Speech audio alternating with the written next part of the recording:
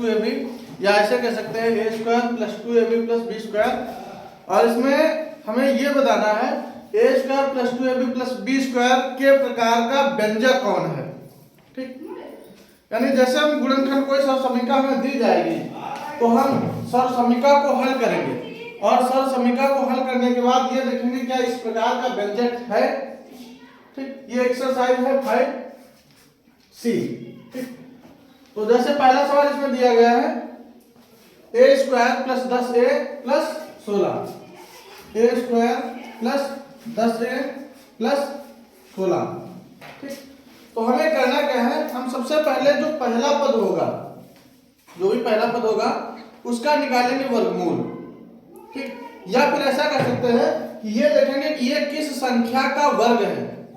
ठीक, और लास्ट में देखेंगे किस संख्या का वर्ग है।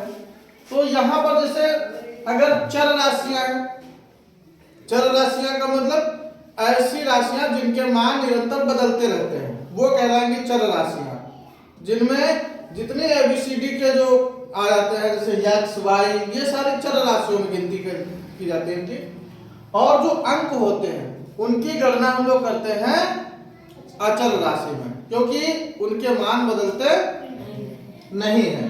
ठीक, 5 अगर है तो 5 को हम 5 ही लिखेंगे। और एक्स वाई में जैसे इनको चर राशि क्यों कहते हैं, जैसे यक्स का मान जब सवाल लगाते हो तो यक्स का मान किसी किसी सवाल में 5 निकल के आता है, किसी में कुछ यानी बदलते रहते हैं, अलग अलग मान निकल के आते हैं। और इन अलग अलग मान निकलने के कारण ही हम इन्हें कहते हैं चर राशि। ठीक, अब जैसे यहां पर पहला पद है a स्क्वायर, तो a स्क्वायर ये इसको हम क्या लिखेंगे, a इसका वर्गमूल, घात कर देंगे 2, फिर प्लस 2 हम अपनी तरफ से लिखेंगे, ऐसे कह सकते हैं 2 अपनी तरफ से, या फिर ये कह सकते हैं कि ये फार्मूले में 2 होता है वो। ठीक, 2 लिख लिया, फिर गुणा के निशान पहला वाला पद, पहला पद यहाँ a, तो उसको हम लिख देंगे और गुणा का निशान। अब आखिरी वाली संख्या पर पहुंचेंगे, तो आखिरी में है 16, 16 का वर्गमूल कितना होगा 4, या ये कह सकते हैं कि ये 16 किस संख्या का वर्ग है, तो ये है 4 का वर्ग। तो उस संख्या को यानी 4 जिस संख्या का वर्ग होगा उसको यहां रखेंगे, फिर प्लस का ही चिन्ह लगाएंगे। यहां पर ये ध्यान रखना हमेशा प्लस का ही चिन्ह लगेगा, 2 के पहले चिन्ह बदल सकता है, लेकिन यहां पर चिन्ह नहीं बदलेगा, ये हमेशा प्लस की संख्या रहेगी। फिर प्लस यही वाली संख्या यहां पर रख के घात कर देंगे हम 2। हमें प्रकार का व्यंजक छांटना था, यानी a square plus 2ab plus b square के प्रकार का व्यंजक छांटना था, तो हम पहले और लास्ट पद को हल नहीं करेंगे, या ऐसे कह सकते हैं इनको अगर हल करेंगे तो यह भी मान आ जाएगा हमारा। हम हल सिर्फ बीच वाले को करेंगे, तो बीच वाले को कर रहे हैं हल, जैसे 2 चर को 8, बीच वाले को हल किया। अगर यही वाला पद ऊपर से मिला, एक ही तरह का यानी आया, तो हम लिख देंगे ये जो पद होगा यानी जो व्यंजक दिया गया है वो a square plus 2ab plus b square के प्रकार का व्यंजक अगर आ गया तो लिखेंगे है, अगर सेम नहीं आया, एक ही तरह का नहीं आया, तो हम यहां लिख देंगे कि प्रकार का व्यंजक नहीं है। समझ गए? जैसे एक सवाल और लेते हैं, जैसे लिखा है, ये तो नहीं था, एक है वाला उदाहरण लेते हैं।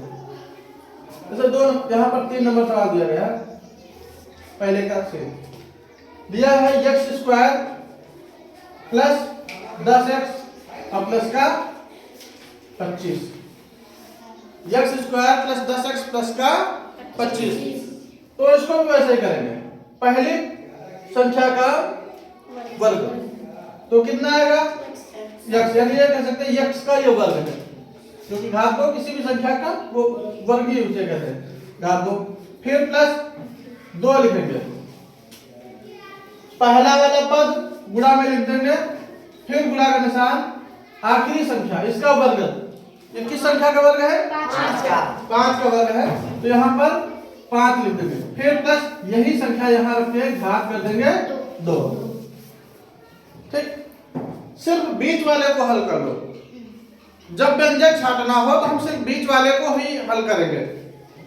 तो यहाँ पर जब देखेंगे तो 5 दूना 10x। अब बीच वाला जो पद यहाँ सॉल्व करने के बाद आया है वही ऊपर था, एक ही तरह का मिल गया। तो जब दोनों के मान समान प्राप्त हो तो हम लिख देंगे a² plus 2ab plus b² के प्रकार का व्यंजक है। के प्रकार का व्यंजक है। ठीक, एक तो ये तरीके थे व्यंजक छांटने के। अब आगे जो सवाल आएगा उसमें तुम्हें बताना रहेगा गुणनखंड करिए। तो गुणनखंड करने का भी आसान तरीका है। जब अगर ये जो सवाल वहां पर जब गुणनखंड करने होंगे तो वहां पर a² plus 2ab plus b² के प्रकार का व्यंजक होगा ही वो निश्चित। ठीक, a² plus 2ab plus b² के प्रकार का ये व्यंजक निश्चित होगा। तो वैसी स्थिति में हमें करना क्या है, सिर्फ पहले पद को लिखेंगे और लास्ट वाले पद को, पहले पद और लास्ट पद को लिख के पूरे का होल स्क्वायर कर देंगे। जो भी आएगा वही आंसर हमारा, यानी वही गुणनखंड होगा। ठीक, एग्जाम्पल के तौर पे हम देखते हैं क्वेश्चन नंबर 2 का 5वां, 2 नंबर सवाल है। 2 का 5वां लिखा है 9x² प्लस 6x प्लस 1। ठीक, तो हमको करना क्या है, पहले अंक में देखेंगे किस संख्या का वर्ग है 9, 3 का वर्ग है। तो यहां रखेंगे 3 और साथ में x की घात 2, फिर प्लस 2 गुणे पहला वाला पद 3x गुणा के निशान। अब लास्ट में 1 है, 1 किस संख्या का वर्ग है?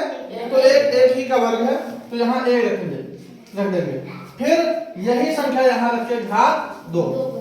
अब अगर ध्यान से देखेंगे तो ये बन गया a² प्लस 2ab और प्लस b² है ना।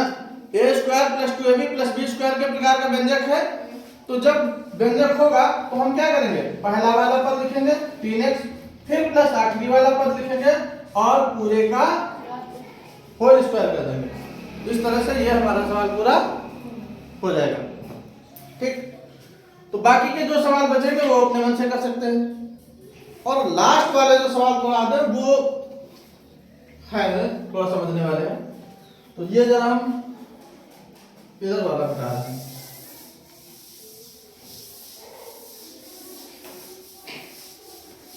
लास्ट में सवाल एक देखने वाला है थोड़ा 3 का दूसरा।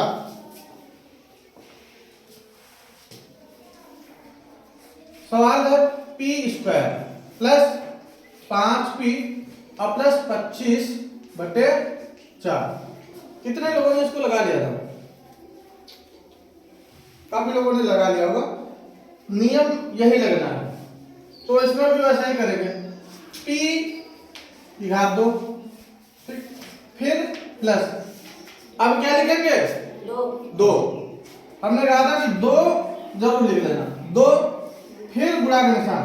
अब पहला पद p फिर गुणा का निशान। अब क्या करेंगे, लास्ट में जो लिखा है 25/4, तो हमें 25 देखना है किस संख्या का वर्ग है?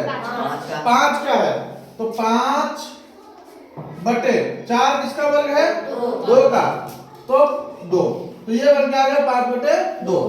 फिर क्या करना है, यहाँ पर प्लस का चिन्ह और यही वाली संख्या पीछे रख के पूरे की घात 2 कर देंगे। ठीक, अब ये हमारा बन गया फॉर्मूला a² प्लस 2a यानी पहला वाला पद a इंटू b दूसरा वाला पद फिर प्लस b का स्क्वायर। तो A square plus 2ab plus B, A square plus 2ab plus B square, ये किसका फार्मूला होता है? तो ये पहले पद का फार्मूला होता है, मतलब A square plus B square plus 2ab, ये फार्मूला होता है ए प्लस बी का होल स्क्वायर। तो हम पहला पद और फिर दूसरा पद दोनों को रख के घात कर देंगे 2, बस यही हमारा उत्तर होगा। ठीक, तो ऐसे ही हम सारे के सारे सवाल करेंगे। बाकी की लगा लो एक्सरसाइज।